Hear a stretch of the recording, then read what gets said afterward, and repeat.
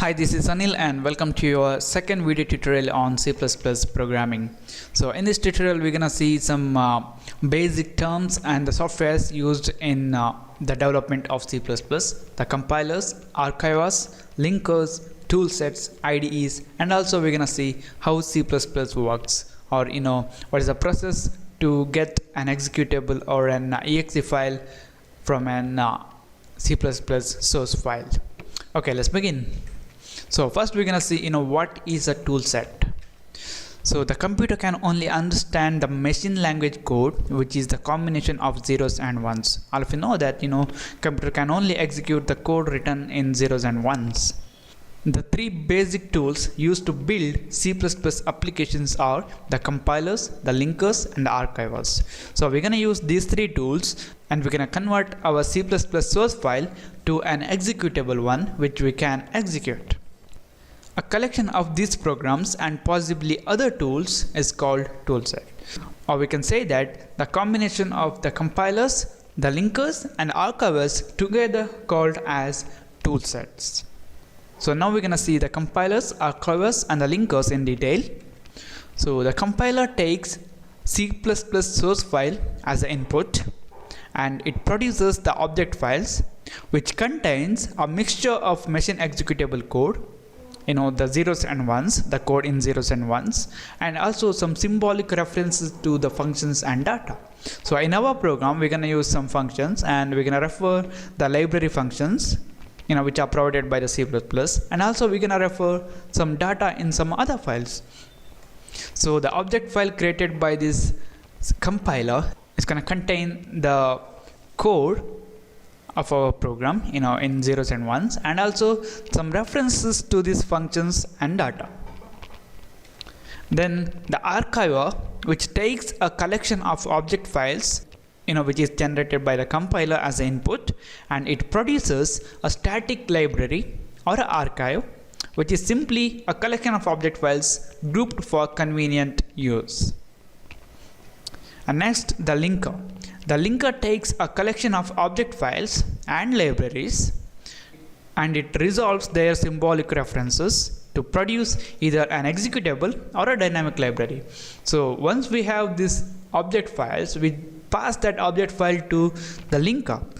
The linker is going to take the group of object files that we have passed and it's going to link them, whatever the symbolic references to the functions or the data we have made, all that references will be resolved and an executable file or a dynamic library file, DLL file will be generated. So now we're going to see what is an executable and a dynamic library. An executable or application is simply any program that can be executed by the operating system. For example, we have the notepad and the worldpad and any other applications which we execute in our computer. The operating system can easily execute. A dynamic library is also called a shared library, is like an executable except that can't be run on its own. An application file can make use of these dynamic library files. On Windows operating system, these dynamic library files are also called DLL files or dynamic link libraries. Okay, now we know about the compilers, the linkers, the archivers, the tool sets, how C++ works, or what is the procedure to get an application or executable from the C++ source file. So first we have the C++ source code and then we're gonna compile that source code using the compiler, and this process is called compilation, and we will get machine code version.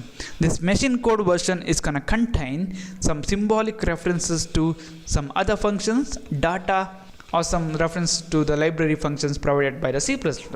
So next, what we're gonna do is we're gonna link this object file or the machine code version with the C++ library using the linker, and that process is called linking. Here that references are resolved and we'll get complete machine executable program. So this complete machine executable program is an application which can be executed by the operating system. Okay, now we know how C++ works, or the procedure to get the application or the executable from a C++ source file. What are the available tool sets and command line tools that we can use to do that? So the command line tools for various tool sets are, if you're gonna select GCC toolset, then you'll get G++ compiler, G++ linker, and also AR or ranlib archiver. Similarly, for a Visual C++ toolset, we have their specific compiler, linker, and archivers. And similarly for Intel, for Windows, Linux, MetroWorks, Cameo, and all these different toolsets contain different compilers, linkers, and archivers. Okay, now what is an IDE and why to use an IDE? Okay, the compiler, linker, and archiver are command line tools. We used to pass the input files, name of the input file and output file, together with some necessary configuration information to the compilers, linkers, and archivers as text in the command prompt, and we will get the specific output from that specific programs. So invoking these tools by hand is tedious again and again. For example, when you develop a program, you want to check that program again and again, to make sure that that program is working properly, while developing. So at that time, invoking these tools by command prompt, is tedious. You can't write all these things again and again. It's time consuming. So to solve that, we're going to use the IDEs. An IDE provides a graphical interface for organizing a collection of source files and describing the binary files that should be narrated from them. So we just need to click some buttons in the IDE, the graphical user interface, and then the specific compilers, linkers, archivers, and all these things are called automatically, and we'll get the application.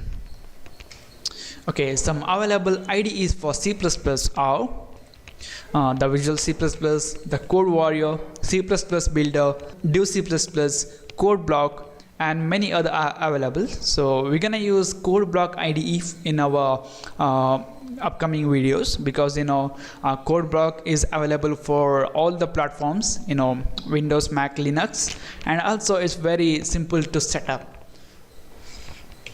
Okay, this is it, guys. This is about some information on the compilers, linkers, archivers, and the toolsets, IDEs, and also how a C++ program works. So thank you for watching. Don't forget to subscribe, like my Facebook page at facebook.com/learninglad, and I'll see you in the next tutorial.